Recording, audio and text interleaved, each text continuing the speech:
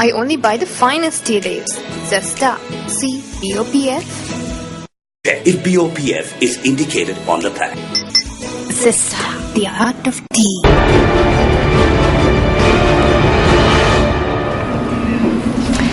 Over 400 people have been killed in Egypt's capital of Cairo and other major cities after a month of state of emergency was announced by the local government. Security forces have defied international pleas to keep the peace in the country after firing on the people and killing scores of people, sweeping over 2 Morsi border camps. Egypt's army-backed interim Prime Minister defended the government's decision yesterday to crush the camps of supporters for deposed President Mohamed Morsi, saying that the authorities had little choice but to act. When freedom of expression becomes terrorizing the public, carrying arms, blocking roads, and violating public property, it is not freedom of expression. It becomes a violation of the state and the people. For the government to continue to operate, it has to be respected. That's why we had to take the stand and say this cannot continue. It should be stopped. Beblawi said the state of emergency would be for the shortest period possible, adding that the government was committed to an army-backed roadmap to restore democracy.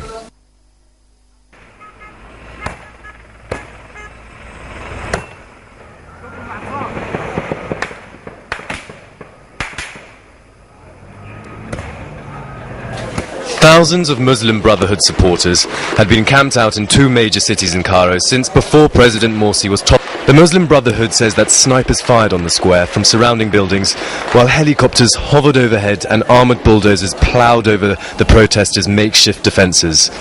Masked police tore down tents and set them ablaze. Security forces later used force and took control of Nahda Square, the smaller of the 2 sit-ins, using tear gas and bird shots. There are conflicting reports on the casualties from the clashes. According to the statement by the Ministry of Health earlier in the day, at least 343 people, including 43 policemen, were killed, while over 2,000 were injured.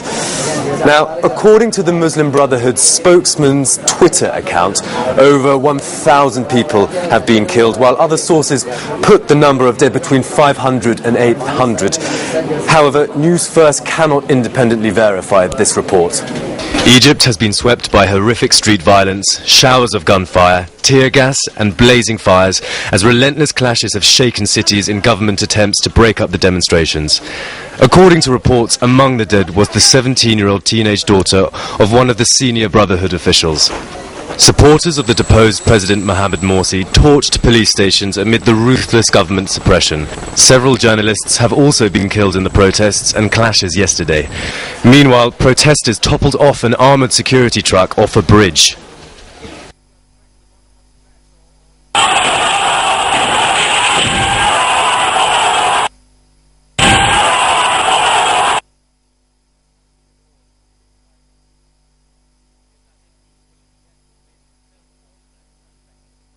Global powers have condemned the violence that broke out in the past 48 hours in Egypt.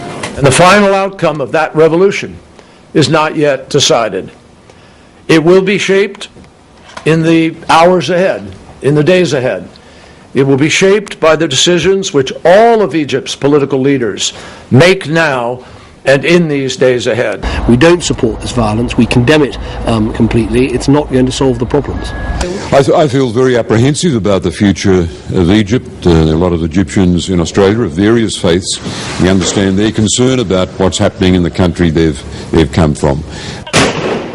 Newsfirst contacted the Sri Lanka ambassador to Egypt for details on the tumultuous situation in the Arab nation. The current violence in Cairo confines to 2 main areas in the city. One place is called Nasser City, other place near the Cairo University. Now we have advised our Sri Lankans nationals to be away. So our Sri Lankans in Cairo at the moment is very safe. With the current unrest spinning out of control, where is Egypt heading to? Stay with Newsfirst as we bring you the latest coverage on Egypt. I'm Alexander Holmes, reporting with Zulfik Farzan. This is Newsfirst.